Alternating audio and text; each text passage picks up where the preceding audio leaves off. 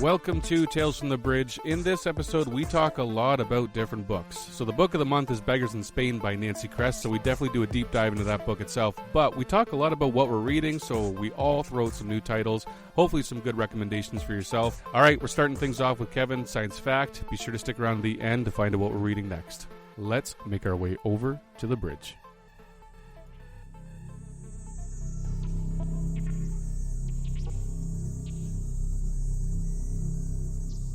So I got an interesting science fiction science fact for you guys, and it's kind of related to a movie. I don't know if you guys have ever seen this movie. It's called The Matrix. You ever see that one? Never heard of it. No. I don't know what you're talking about. Little known 1999 film. Too many good movies in 1999. Right. I missed that one. Premise of the movie, for those who haven't seen it, the two of you, is,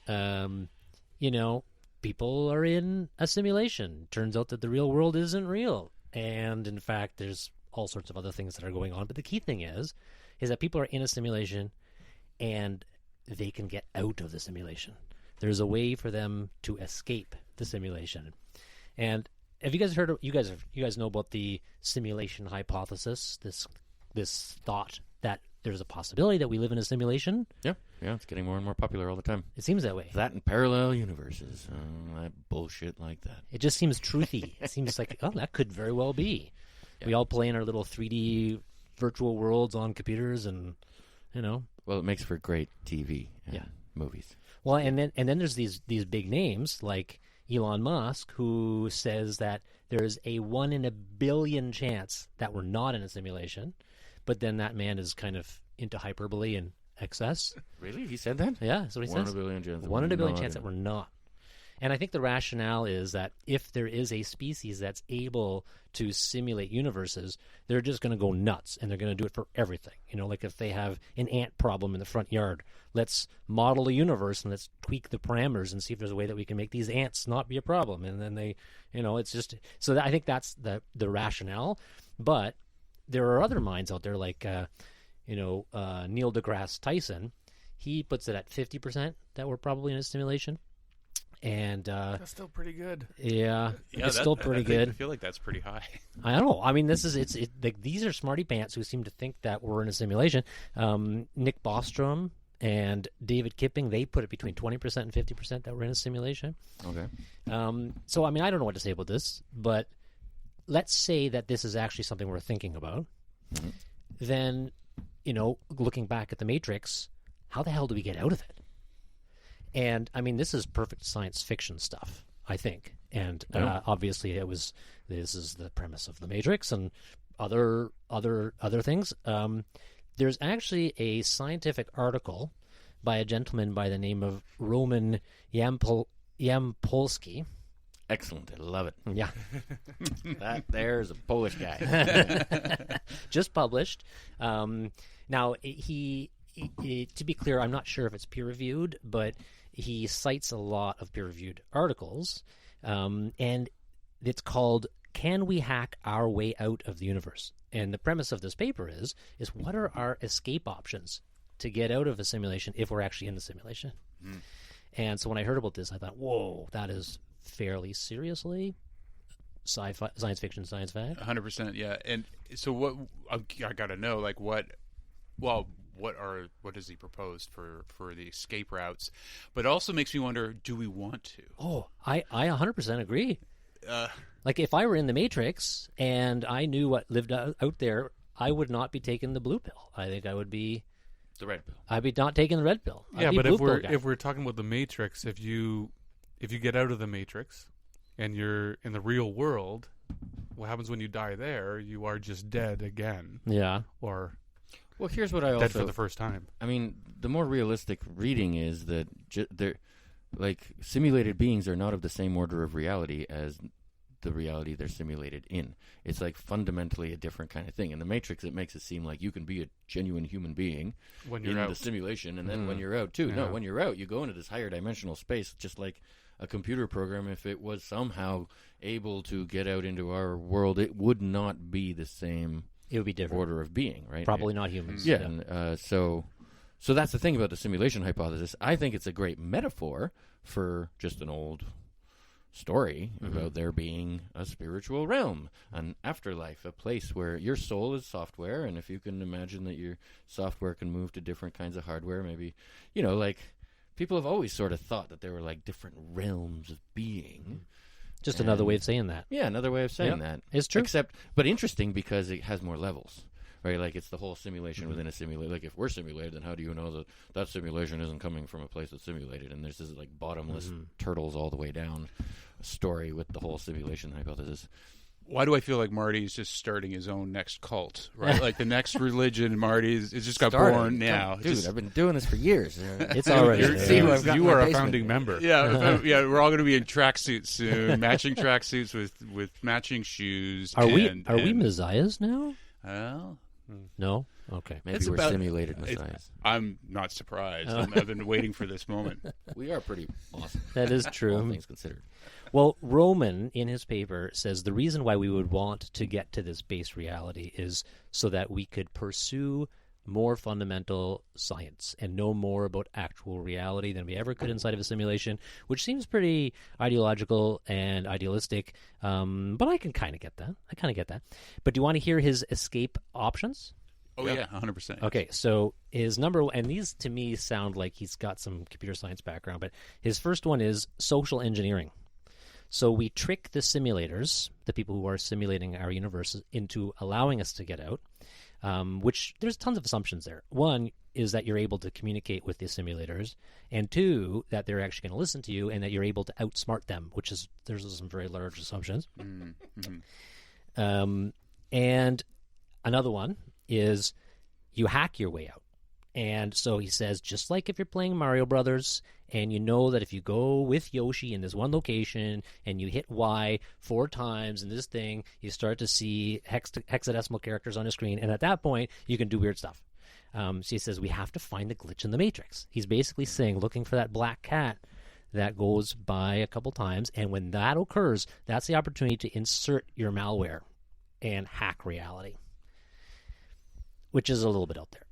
But yeah, but malware implies like if we're simulations and I was capable of making malware, I would be capable of like reality defying wizardry. I could like, create a person and out of thin air and like make energy free and like things that don't happen. Yeah. Right? So this whole idea of like hacking, like, oh yeah, well if we made ourselves omniscient, powerful beings who could bend our reality, then okay. We would have to know a lot of stuff to be able to make that happen. And in just talking about this, have we not just given the people running the beings running the simulation? He has a solution to that. Tip. He has a solution to that. Okay, let's hear it. And he says that the security problem to stop the simulators from knowing that we're plotting against them is quantum encryption, which seems like a little bit of a overstatement. So we outsmart them? I don't know. Anyway, that was his solution to that. Hold on, that does raise the issue, right? Like, if we're trying to hack our way out of the solution, if we had like a computer program that started like mouthing off to us and doing weird shit, what would you do? Yeah, you would wipe that program and you turn off your computer. And so, like, trying to, if that's the case, hack our way out is like asking for the universe to be ended. Yeah, but if you were a farmer and you had a goat that jumped out, that figured out how to get out, you put them back in, they kept getting out in different ways, you wouldn't kill the goat, would you? It depends on how evil you are, I guess. You have to be a pretty special kind of person. And how annoying that goat is. Most farmers would kill that goat. How much they would sell that goat. That could be even worse. They'd like he start can get out of farming anywhere. I have an infinite source of goats in my computer. They will manifest into physical reality, and I would sell them for $20. Screw those goats. We'll just slaughter them. So how much is Apple charging for the quantum app? I don't know. That I need to download to break out of this joint? A few $100,000. Yeah, imagine. So did they give any background on the quantum piece there? No. No. It was like a one-liner. It was a hand wavy type thing. Yeah. We'll just use quantum encryption. And of course, he's not saying that these are great options. He's just saying that these are possible thinking exercises. Sure. Yeah.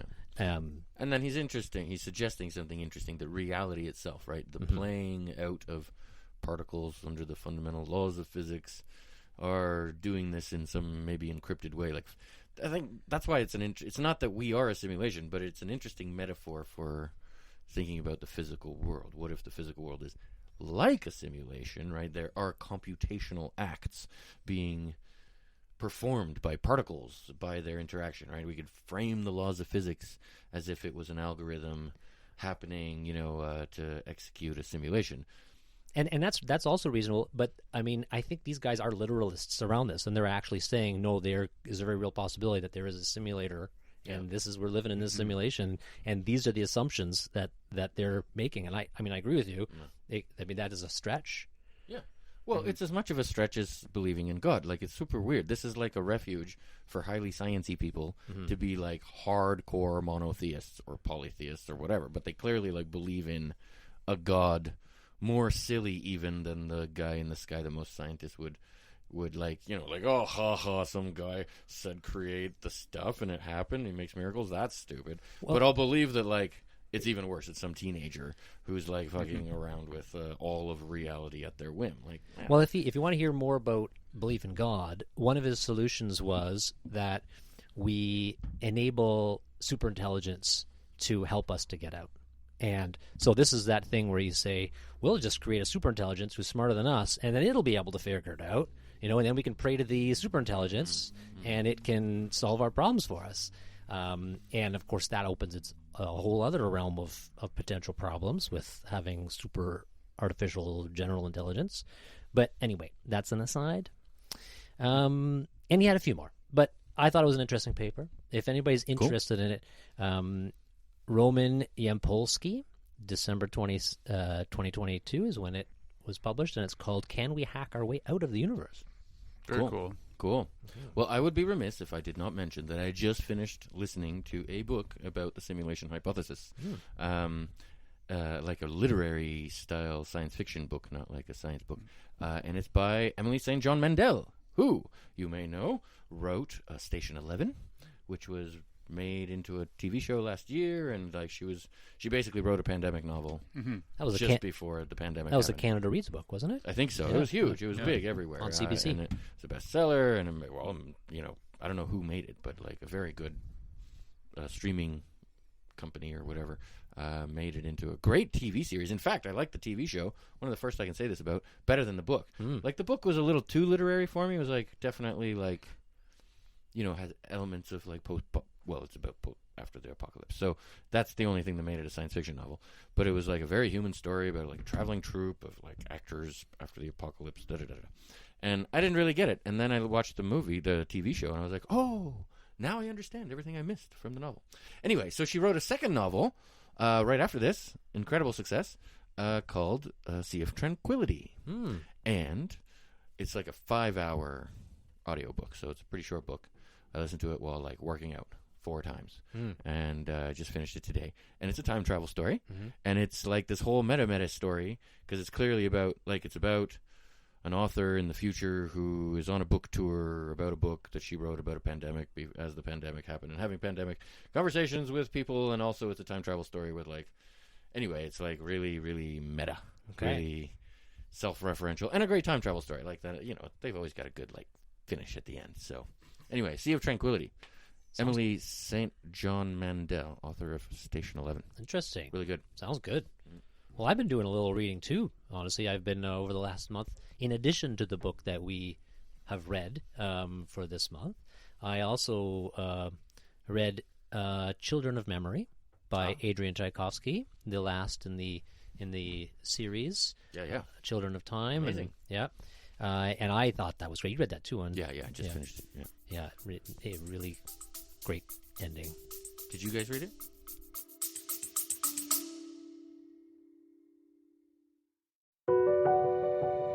Ever wondered what it takes to make it in the movie business? Peel back the curtain with 4-6 Success Filmmaking. 4-6 Success Filmmaking is where filmmakers share their stories and the secrets. It's beyond competitive out there. There have been movies that it's taken me 10 years to get made. Don't wait to create. Like, you've got to just keep making stuff.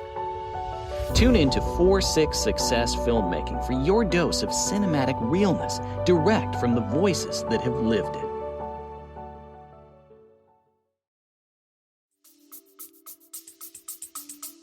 No, not yet. You read it? No. Okay. Did you guys read Children of Ruin? Yeah. Okay. No. Okay. Have you read Children of Time? Yes. Oh, we were about to have to throw you off the show. Okay. Nice. No, that's the only one I've read. Well, let's That's talk the about first that, Kevin. Well, I wanted to talk about that. Yeah. It was a hard book for me. Yeah, I- this is it a was totally like- different style. Very different. Like, I'd say I got like more than halfway and considered not finishing it. I was like, this is a little too weird. It was Right. like, it's not adding up for me. I'm a little lost. I know I'm supposed to be confused, but I'm more confused than I want to be. Well, when he was on the show, he was talking about writing more fantasy and Yeah, yeah. wanting to do more It was fantasy. more And it was fantastical, it yeah. was fantastical. Yeah, I think that's a way to look at it. Whereas the first one wasn't. Like there was a bit. It was Oh, a bit yeah. a bit harder, right? It was. Oh yeah. Both the first and the second one, I'd say, are like straight up hard sci-fi, like very biological, species evolution and all that. And this one was like, well, you were in a simulation. Ta-da! I'm sorry to give it away. Oh shit, were they? Well, I guess that. Anyway, whatever, man. We can't keep everything under wraps. Are you kidding me? But it's Are not you like you think joking it right is and now? it isn't. And oh yeah, no, I blew it. But since we're talking about simulations. No, I gotta cut this out no, of the now show you're gonna have to now. read the book. No, some of them. I'm not saying all of it. Okay, now you have to read the book to understand which parts and how is in a simulation, which isn't, and it's super. It gets pretty like Simulations are involved. yeah, Yeah. and it gets kind of. It seems magical and it's Right. chaotic, right, and more like a fantasy book. But it resolves. But it resolves, and it resolves in a Okay. pretty cool way. Like I was like tired of it. I was almost ready to give it up. Even when it resolved, I was like, "Is this gonna be good enough to like justify?" And it having did. Dread? It and I was. was like, "Yeah, I think it did." It pulled was off. like Well, that's the main genuinely thing, though. With a interesting. trilogy, especially, you need to be able to do that. Yeah. You've got to walk away from a trilogy saying, "Okay, well, that was Yeah, worth yeah. the two before in this one." Although each one is really pretty independent, I suppose. I mean, the second one sort of follows from the first. The third one you could read without reading any of the rest. Really, it's like, wouldn't you agree? It's Yeah. like kind of just Yeah, you can read its it. own crazy story. Absolutely. Yeah. Yeah, it was related. Like obviously, it was in the universe, and it had not characters, but species that related to the other ones. But I mean, I recommend it. I Yeah. still recommend it personally. Yeah. I liked it. I enjoyed it. But it is a marked different book from the other ones. Yeah. So that's Adrian Tchaikovsky, by the way. Children the of Children Memory. of Time then was our favorite book, and it was followed by Children of Ruin, and then Children of Memory came out last year, and we talked to Adrian Tchaikovsky a couple of months ago as it came out. Wasn't it the day it came out? It was in Canada, in November. strangely. Yeah. It was a weird issue with the release dates. Yeah. I read a couple books recently. One is I read Orcs and Crake. Oh, by Margaret wow. Atwood. Good for you. I Yeah. just got a copy of that. Did I've you? read it, but I Yeah, it was, didn't own it. I really liked it. It was really good. Cool. I think, but I read that after Nancy Kress, after this book that we're talking about today, because there is something that is like literary fiction, science fiction with Nancy Kress, right? There's something. It's 90s also, which Margaret Atwood reminds me of the 90s, because I read most of, or the two books that I've read, I should say, were both in the 90s or from the 90s. But yeah, Orcs and Crake is fantastic. It's less eventful than I thought, but I thought it was beautiful. It's very dark too. There was even early on. You guys have read this book? I've Yeah, read it. really yeah. long time ago. Yeah. It's got some stuff that I was really questioning whether I wanted to go into a world this dark. Yeah. But that's Margaret Atwood. It is, Yeah. and I mean, there's a whole conversation with is this literary fiction, or speculative fiction, or science fiction that we don't really need to get into right now. However, it's science fiction to me. It really was. It's the Orcs and future. Crake is as sci-fi as it gets. I mean, Yeah, but Dystopian she would future, argue like that. but it's like it's a I don't know. dystopian genetic, Yeah. apocalypse. But I think she says that because all the things in the book could happen today, I guess, or the technology exists today, that's why it wouldn't be science fiction. Which is like I'm not a microbiologist, so I don't know. But lots of I read science that. fiction is- But I do want to mention another book that I did read that I absolutely loved, and honestly, like I was kind of blown away by this. And I think you guys have read this, but The Three Body Problem. Oh yeah. Oh my god! I loved you it. liked that? Oh my goodness! I just finished it, and Wow. I look forward to reading more. It was great. It had my brain spinning. The ideas in it, and the game, the characters. I mean, it's not huge. You don't really love that. I mean, it doesn't go too deep into the characters, except for telling you what they did and what they followed, what happens to them after certain situations. But the whole the story, the Trisoleans. Oh Right. no, I'm saying that Right, wrong. yeah. Trisolarians. Trisolarians. Yeah. That's great. Mhm. They're coming. Like that's awesome. I love that, and I love the time and what they think of humans and what we think of them, Mhm. Yeah, yeah. and and how humans are relating to how we're dealing with knowing someone's coming. Yeah. And how some people are for it and some people are against. And I think it's a big question that we all ask ourselves, like, are you on the human side or are you on the alien side? Yeah. And that's a great question to ask. I loved it. I just loved it. And I think I'm on the alien side. You're a collaborator. Yeah. You would be murdered by your own kind for Yeah, betraying probably. them. Yeah, it's pretty Well, terrible. I don't know. I just Depends I who feel the aliens are, isn't it? well with Wouldn't the you have to meet them Trisolarians. first? You'd be like, are you Yeah, guys but- evil or good? That's the thing. You still don't know. Yeah. And if you ask me, humans are pretty gosh darn evil. So, like if you were to show me footage of other aliens doing what we do to our own kind, I Yeah. would be like, they're horrible. I don't really Sure. agree with that. So, Especially if they had human morality, then they would agree with us. Yeah. But that's but that's one of the questions that asked too. That I love the question of if you're technologically more advanced, are you not morally more advanced? Do you not have better ethics? So that's yet to be seen with the story completely, but I look forward to going deeper. But I love that book. Cool. And there's a TV Yeah, there's a series. TV series, right? Yeah. It's I read it a few years ago, and now that the series has come out or coming out, it sort of sparked my interest to read it again. So if it were to show up as a pick for this podcast, I wouldn't be against it for sure. But I read it a long time ago, and I don't remember too much about it. But I remember thinking that it was quite out there, and I remember some Chinese propaganda. Yeah. And I remember the interesting evolution process on their planet, where they would have to hibernate for periods of time, Right. Yeah. I and then remember try that to too. rebuild their That's pretty cool. society. And Yeah, when certain things happen, like the stars Yeah. moving, the 3 stars moving, Yeah. they knew they were in for hibernate or dehydration Right. and years of chaos. Yeah. Which is kind of neat that we don't have that here, but we do have events that throw us off. Yeah. But yeah. Not so regularly. and predictably. Yeah. Yeah. Well, I remember the computation by the Statue Army or something, right? People had to like shuffle that's back and right. forth and With the like flags. imitate and that's the most ridiculous thing I've ever read in my life. I was just like, I thought okay, that was I'm cool. getting off Yeah, the so train. that's I thought that right was here. This a is physical stupid. computer, I logic gates know, by yeah. people. But That was why people? It's just so bizarre. I mean, but it's very creative. I really dug it. That was like, okay, Very this is creative. super weird. All of it I found weird, and I liked that it was Chinese, like culturally. Yeah. It felt like it was coming from somewhere else. I liked all the stuff about the past, the Cultural Revolution, and you know, at the beginning. That was all really cool. But what I've learned anyway, I was like, people like this. When I finished it, I was like, I'm done, man. I'm not reading another one of these. Really? But I found it's an incredibly bifurcated opinion book, right? There are just people that really like it, and there's people that really hate it, and like smart people that like the kind of books that I like on both sides. It's like really kind of surprising if you look at just on like the science fiction podcast and the web Well, our page and friend, the Facebook group. what triggered me actually was Jim Al-Khalili talked to Sishin, Liu, and had a good talk, and that was great. And I was Cool, like, and you I'm like diving it. in. I'm Ah. going for this. Well, I got the rest of them if you want to borrow it. Oh, you're only listening. I have them as well. Okay, good. I find it interesting that there was this sort of Chinese propaganda piece, and wonder No, what that's important to it. yeah, I mean, you look at even like Hollywood movies now, sort of catering to the Chinese government, and I have to wonder how much of it was required of the author, right? And how much, Or how much exploited by the author. Right? yeah.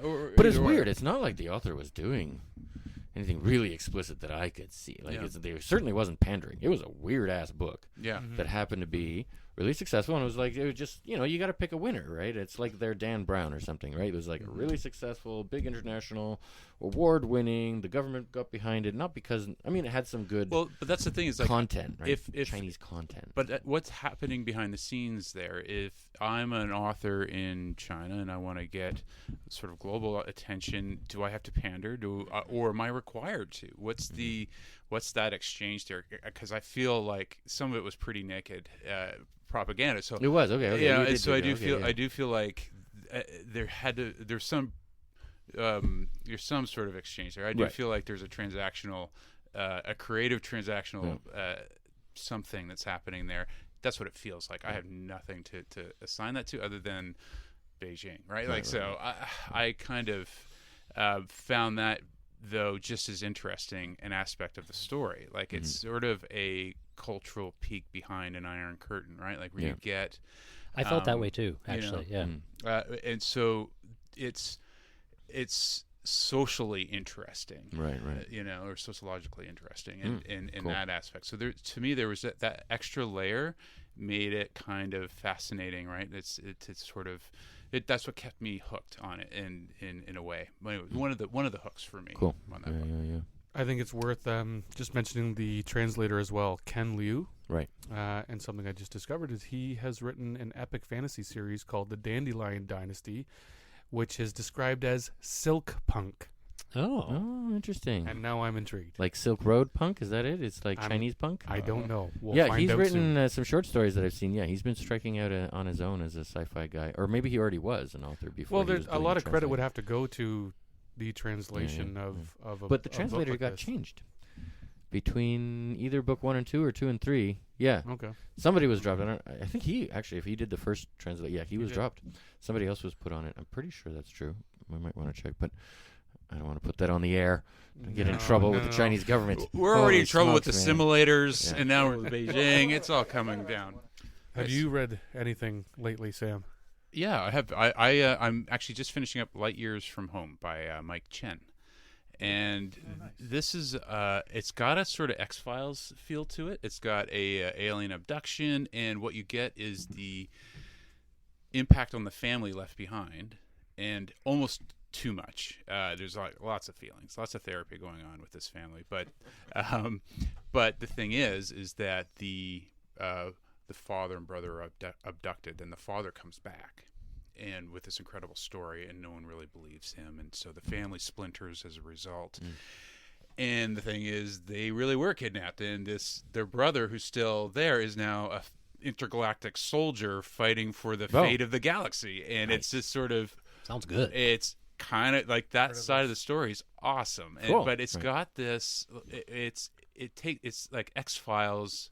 That sort of UFO story arc on X-Files, but taken seriously, and let's play this out like the family tragedy that it would be. And now the brother comes back as part of a mission and has to reestablish with the family, and they have to help him, save the planet, if not the galaxy. And it's sort of. And you say it out loud, and it sounds totally hokey, but you read it, and it kind of Hokey's works. good. Yeah, it's good. What's it called we're a again? sci-fi show. Tell me the title. This is Light Years from Home. Light Years from Home. Cool. And the author is Mike Chen, and nice. I'm kind of getting a kick out of it. It doesn't have a huge score on Goodreads or anything like that. It kind of flew under the radar, but I just kind of. I don't know. Something about it hooked me, and so that's what I've been reading, and I would recommend it. But with the caveat is that, you're gonna get a little therapy out of this situation. Well, I've seen his books on the shelves, and I've almost picked something up, and just kind of haven't yet. Yeah. And he's been on my radar, but give it a go soon. Can I make one more quick recommendation? Yeah, for sure. So Tristan and I. Presented a session at Comic-Con in Toronto a couple weeks ago, and I mentioned these books. They're novellas, and one of them, the second one, was a Hugo Award winner by Becky Chambers. It's the robot, the monk and robot duology is what she calls it. So it's about a monk and a robot, and it sounds cheesy, of course, but they become friends, and they through 2 books. The first one's called A Psalm for the Wild Built, psalm starting with a P, like biblically, and the second book is called Prayer for the Crown Shy. That's the one that won the Hugo for Best Novella in 2022. Right. Yeah. And it is one of these ones that if you're looking for a very serious plot like Crisis, Rising Activation, Crisis, and Denouement, and all that, you're not going to get it. This is just a nice kind of pokey exploration of this universe, and I found it really enjoyable as a journey. not the end point. Becky Chambers does a really good job of that. Yeah. I really like her books, and that she does. She's happy to not like the stakes don't always have to be the end of the world. The right? stakes are Like, pretty low in this generally. Yeah, but you know what it is it exists in this world. She calls it, or they call it, somebody calls it solar punk, where society has kind of reached an equilibrium with our ecosystem, and everybody's kind of trying to be very thoughtful about the world around them, it's just kind of a nice read. Makes people feel good, and I enjoyed it, so I recommend it. Mm-hmm. Oh, I'm definitely going to check that one out. It's sort of and they're 2 novellas, very quick reads. Nice. Well, we read A Long Way to Small Angry Planet, right? That was one of our things. And then I did read the sequel, A Close and Common Loop. I don't know if you read that. Orbit. Yeah, Close and Common Orbit. And it was quite good. And some people I know that have read it like it better than the first. And I have the third, The Galaxy something Born. You read that. I read one, that. think, I read right? all 3, and I can't remember the name either. I'll have to Google it. But I liked all 3 of her books. Like if I see a Becky Chamber book, I will happily pick it up. And it's like I said, not you're not fighting for the fate of the universe, and that's kind of okay. Like it's okay to have a sort of and I think Ted Lasso sort of popularized that. I was idea. about to talk about mention this. It feels like this. Everyone does okay. People get better. They grow as people. The friendships are developed really well. Yeah. The bad guys aren't even that bad usually. I mean, there's some stuff, but overall, it's positive. It's hopeful. I was about to say Ted Lasso. Yeah, what it is is that right, about, man? but it is like it still serves as a great vehicle for certain philosophies, right, or certain ways of thinking, and certain ways of living, and that's enough. Like that kind of works, man. That is so weird. I was about to relate it to Ted Lasso. You guys are so in sync. No, we haven't. So We in were sync. I didn't even know you watched Ted Lasso. Yeah, well, this is what happens when we get together and do this in person. And for those of you listening, this is actually our very first episode out of how many episodes now? 65? 70 Wow. episodes? We've never done this in person. This is our first we are time. gathered around a table with 4 microphones before us. To be actually clear, seeing we each other. have met each other before. Yes. Yeah. We just have not done a podcast recording. before. Yeah. No, we go out all the time. We're gonna go get some drinks tonight, but We're we going do out go tonight. out. We meet. We play yeah. pinball. We hang out. One we day eat we'll chicken bring a nuggets. microphone with us. But that'll be the this is new- the first time with mics. The new sci-fi tech will be like that floating orb that just like follows you around and it'll just record everything you want, and then you can look at it the next day and edit it. That's when TikTok gets real good. Oh yeah, well, yeah, we're already there.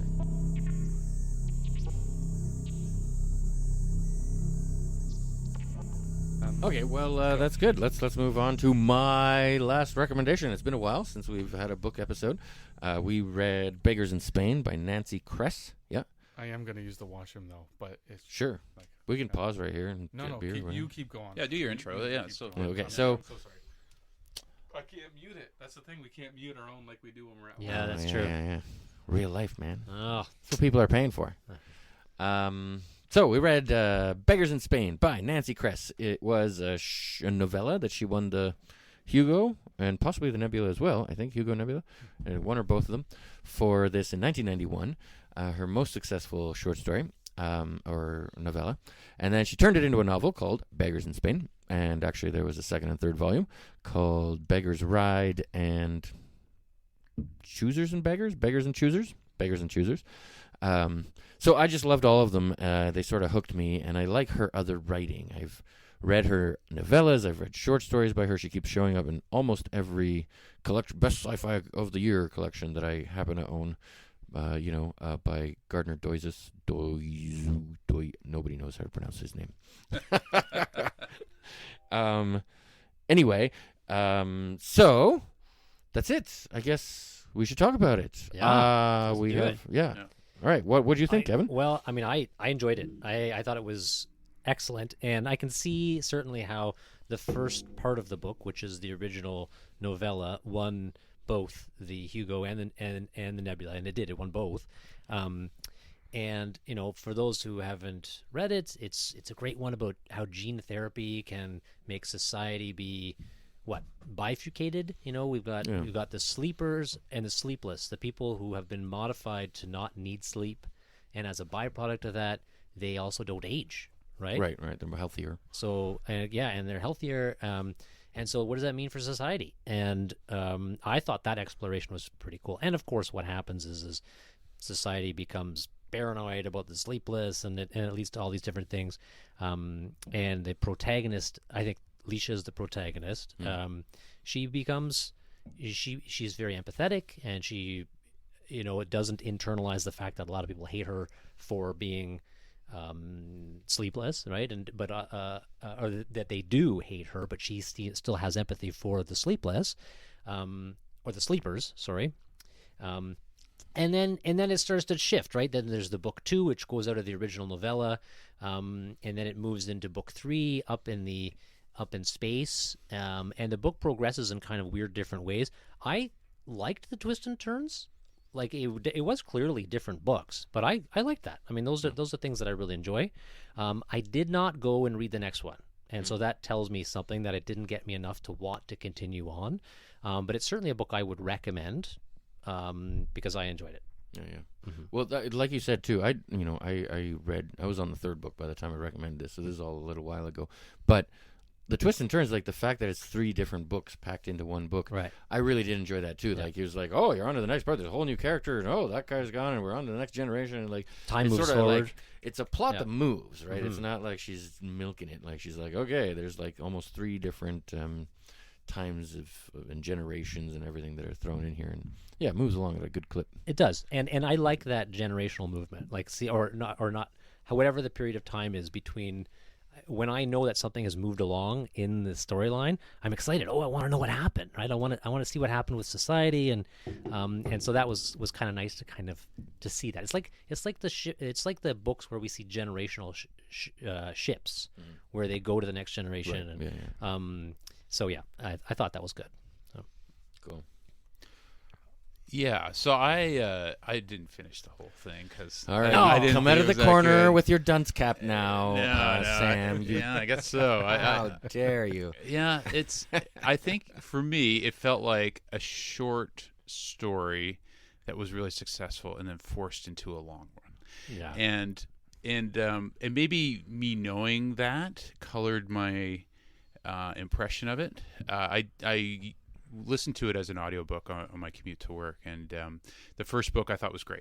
I kind of feel like I accomplished everything that it needed to in that first book, and I didn't need more of that world. And then it goes into part 2, which is essentially a court case, and that's where it lost me. And I understand that I'm missing out on the 3rd book, and it's pretty spectacular, but I kind of had all my curiosity quenched in that first part. I think if I have to go to court, I'm just I work in an administrative role, and I do that already. So for me, my big thing is I want that sci-fi for me is this escape from work, and the courtroom doesn't really give me that escape, right? It's not good, and it's the arguments were interesting to a point, but then I just felt like it was stalling, and so for me, I'm going to check out the 3rd book, and I almost wonder if the middle piece is necessary. I don't know. So that's sort of where I landed, but I kind of felt like I got everything I needed out of that first book. The first part is great, and I thought it was a really interesting idea. What would a 2-tiered humanity look like, essentially, where you've got the sleepless who are brilliant and can advance themselves faster and better and accomplish more things and essentially take over the world in a certain way, right? And be better and sort of subjugate the rest of the world if they wanted to, and what that tension would look like. And that, I feel like, got covered in that first piece. So I think the short story was amazing and really interesting and intriguing, and it just didn't stretch out for me. So it didn't naturally move into a trilogy or into or grow as a world. And in that second book, and in fact, I think if it had it in a more meaningful way, I would have hung in for it. But if you lose me on an audiobook, you've lost me at my most basic level, right? Like I am, so. But that's just me, and I understand why you guys really dig it. But so for me, it was.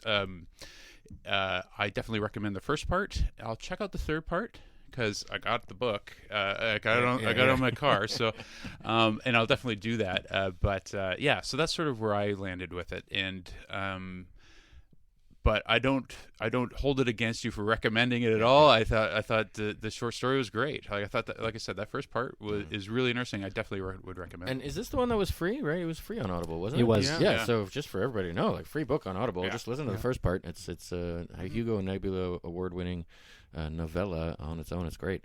And then if you like it, keep going. Now I will say I'm the only person that read this. Right, you guys all listened to it. I tried listening for like 10 seconds and didn't like the narrator. So there's always that coloring of experience, right, by like who's reading and the tone and all that. Anyway. Well, What'd you think? I liked it. However, I agree. I wonder how important the middle piece was, part of the book too.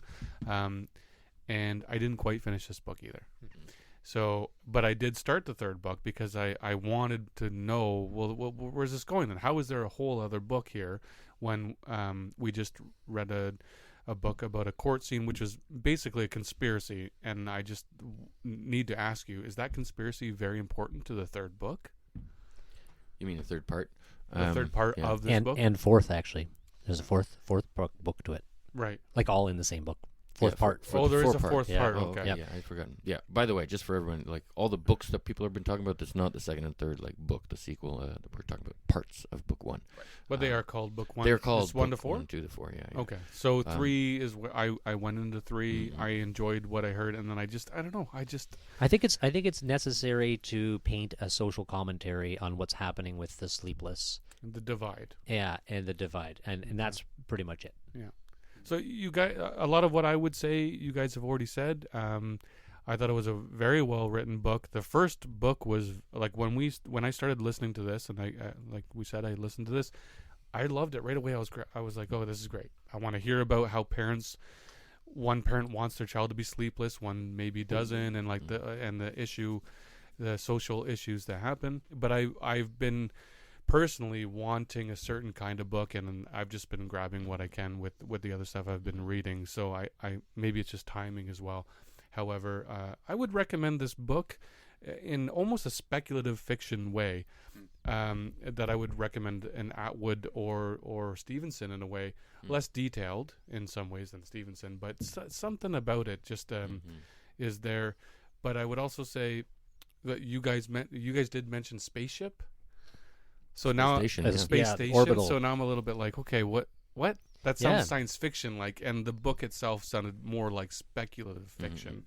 So if this is book 4, where we have so it ends with like I think it has a very strong ending. I kind of forgot that the second book is a bit of a intellectual, pointy-headed exercise, but like part of the reason this is a great book, like as a book, not just the novella, the ending is strong. Like they come up with the super sleepless. So basically the sleepless, right, they're kind of hated, and there's a bifurcation of society. They have to be safe for their own safety. They go to a space colony, space orbital station, but then they engineer their own super sleepless. Okay, so now it's like the beauty of this whole book is like the elites make their own elites, and they get out-elited by their own elites, and treated the way that they were treating the normal people, right? And so it's a great sort of symmetrical commentary on the consequences of elitism, I guess, right? Like if you have a biological advantage, and sleeplessness I think is quite elegant, right? It's like a nice example of like something single thing that would just clearly give your progeny an advantage over their peers, right? It just gives you more time. It's almost like having slow down time ability or something, right? So you can get more done in a day. So I thought that was a really good way to just frame the whole thing. And then she just keeps exploring like further and further things. Like the second actual book, like the sequel, Beggars and Choosers, right? Just it gets weirder and weirder. Like she just keeps evolving this, right? Like it's always different again, and it's a whole different set of characters, and it's like another generation later, and there's like a fourth split, and then like it's not just that the elite get more elite, but the non-elite get less elite too, right? She portrays this interesting evolutionary prospect, not only where the advantaged get more advantaged, but the disadvantaged actually get more disadvantaged. Hey, sounds like the modern world, right? But does that break any ground that wasn't already done in the short story? Like, no, is there I think anything she just new does there? it Well, yeah, I mean, it looks very different. Yeah. She really does go on to like a whole different like society and different kinds of people. And she throws a lot of ideas in there, like there's a character Drew who he helps people lucid dream. Right. Yeah. And when I was reading that, I was thinking of you, Marty. I was like, this is why I like. He becomes the that's main why he character in likes the it. second and the sequel. In the Yeah. actual next book, Yeah, and then there's like bioweapons, right? And then there's political intrigue between the orbital that's orbiting around the Earth and the United States, and it's it gets exciting. Well, the more you guys talk about this, the more I feel like that event that I missed that I wish I'd went to, or that lecture that's like, I should have gone to that. Are you getting FOMO? A little bit, because, well, the thing is, there wasn't much of an adventure what you guys are describing is a little more like, okay, well, I do want to know about an orbiting space station. I do want to know about another level of super intelligence that I like that juxtaposition of just the flip, and now we got the sleepless that are on the bottom. And it is analogous actually to our super intelligence that we talk a lot about with AGI, artificial general intelligence. Here it's been done with gene altering. So we have humans who are these basically super intelligences, and what are the implications of that for society? And she explores that. She explores that biologically, which I think is cool. Yeah. Very 90s. And I have to tell you a little more about the second book because, okay, so there's something that's totally not in the first one at all, in the sequel. This is the sequel book. The sequel book, yeah, like, or maybe even the third one. So she moves on to this, like, stage in evolution after, a few 100 years of this, or 100 years, where the super sleepless and the sleepless, they're all out in space. Okay, on Earth, the whole society has simply evolved at, like, 80 or 90% of everyone lives for free. They just have everything provided for them. There's food, there's entertainment, there's bread and circuses, baby. The livers. The livers. Yeah, the livers. Yeah, the livers, the livers, yeah. They live. They get to spend their time living, not like working like a dick, right? The workers are called the donkeys. And the workers are called the donkeys, exactly, right? They're just considered mules, like work mules. But it turns out, the mules, they're genetically altered not to be sleepless, but at least enough to be extra smart, extra fast, everything, to be good enough to compete among the rulers of the world. And so they're really the rulers of the world, okay? But the livers, the people who live for free, they're fucking dumb, right? They're basically illiterate mass slobs who just get paid for their votes. Okay, so they vote, and they're like, oh, well, I voted for this guy, so I deserve everything to be given to me for free. I mean, come on. And she does a great job of, like, portraying sort of the devolution of a democratic society towards, it's kind of like that, right? You're just paid for your vote, and they give you everything you want if you pay for the right guy, but they're not actually in control, but they think they are, right? They think that they're living it up. They're the rulers and royalty of the world because they don't have to work, but totally inconsequential. And then you can imagine where that goes, right? If you have a totally inconsequential large proportion of your society, well, at some point, the rulers are going to figure out that you're expendable. So, it does keep growing, right? She does kind of like keep pushing this envelope.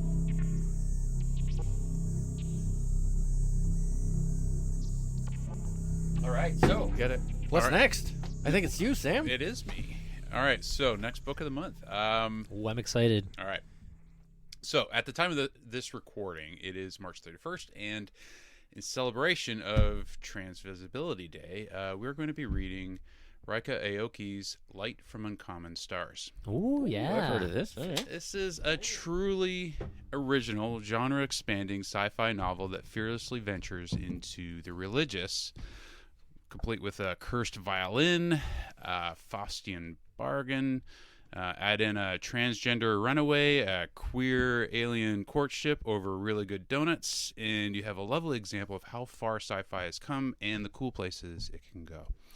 So this was nominated for a Hugo Award in 2022 for Best Novel, and the Locus Award for Best Fantasy Novel, and was named a Kirkus Best Book of 2021, and was the 2022 Alex Award winner, and also was made the New York Public Library Top 10 list of 2021. So lots of accolades with this. So this is a pretty special book. I'm sold. And it's got a little bit of everything and is unlike anything I think we've read to date on this show. So, it's a lot of fun. I'm looking forward to discussing it next month. Oh, I'm excited. Yeah. Kevin, do you remember? So Kevin mentioned earlier we were at Toronto Comic-Con, and one of our audience members recommended this book. Yeah, I do remember. Yeah. Yep. And I remember saying, I can't believe I haven't read this yet. I'm looking forward to the opportunity to read it, and here's the opportunity, Sam. Thank you. And on side note, Miranda has been recommending me this book for months to a year. She loves this book and said, "This is sci-fi. You should read this." Yeah. So and she, I see she on loves this book. Amazon that it is recommended directly next and with Long Way to a Small Angry Planet. So Becky is this Chambers. a very Becky Chambers-ish kind of genre? It does have that feel to it, in the sense that where Becky Chambers is happy to explore different ways to live, and different ways to recognize that and normalize that, different lifestyles and different ways to be. This book covers that as well, but in a way that involves this sort of these fantastical elements as well. And there's some classic sci-fi elements. There are there's a little bit of everything, and it all kind of works. And this is a sort of like fusion restaurant where the menu doesn't look like it should taste good, and it does. So it's a pretty rewarding book. Cool. You know what I mean? Like when you're looking, it's like, I don't know that I would put peanut butter on that, but you do, and then it's awesome. That's what this book is. That's what I'm all about. So yeah, and it's just it was unlike anything I've read before. I can't compare it to anything. I can compare elements of it to anything. Like certainly there's certain tropes in there, and there's certain aspects of it that are familiar, but not all together. And so it's a really interesting thing. Yeah, but in terms of Becky Chambers and the comparison there, I think that's fair in that openness, in pushing the reader to expand their idea of what's normal and what's and how other people can live and do live, and it's a beautiful thing. Anyways, Expectations are set high now. Yeah, I'm happy to set them high for this one. Good. Yeah, it's not hard, and it's one of those books that like every book, it has the sort of sloggy parts, but they're short and few. So yeah. Anyways, looking forward to discussing this next month. Right. Awesome. Thank you very much for listening today. Read along with us on this next book. This is going to be a really fun one Sam's recommended. So read along if you can. And please, if you like the show, if you're here at the end of the show, subscribe to us, like us, write us a review, let us know what you think. We'd like to hear from you very much. We really appreciate that, because anytime there's any type of engagement like that, it helps other people find the show, and it helps it grow and helps it expand and helps other authors come on the show and be interested in us. Yeah, if we know what you want to hear, then it's easier for us to go after that, and we're happy to do that. So really, if you guys we'd love to know who's listening to us, what you think of it. Tell us what you want to hear more of. If you want more interviews, if you want more books, if you want us to talk about movies and TV show, if that's boring for you, should we only to ever talk about books, or is that too nerdy? Really, we could use some feedback now. We've been doing this a while. And you can do that on Facebook. Tales from the Bridge, Facebook. I guess you're just going to find us if you do that, right? Yeah, we're on Instagram as well, and you can find us there. We're not too active there, but obviously we'll get the messages. We'll see what's going on. Yeah, I check it. And on Apple Podcasts, right? That's the one that takes commentary, and we're on Apple. So if you're listening to us on that, we're on reviews. Spotify, and we're on Twitter as well. Twitter. At Bridge Tales. Audible as well. You can get us, but you can't leave comments everywhere. So some of those you can leave a comment. Please do. Or just email us. Or find our website. Yeah. And there's an email there. Yeah. Or track us down and bang down our door. That's right. No, But Marty's door. Just Marty's. Just Marty's. Overall, thank you so much for listening. We really appreciate it. Hope you enjoyed this episode, and more to come. Read along with the next book. You got more authors and more fun stuff coming your way.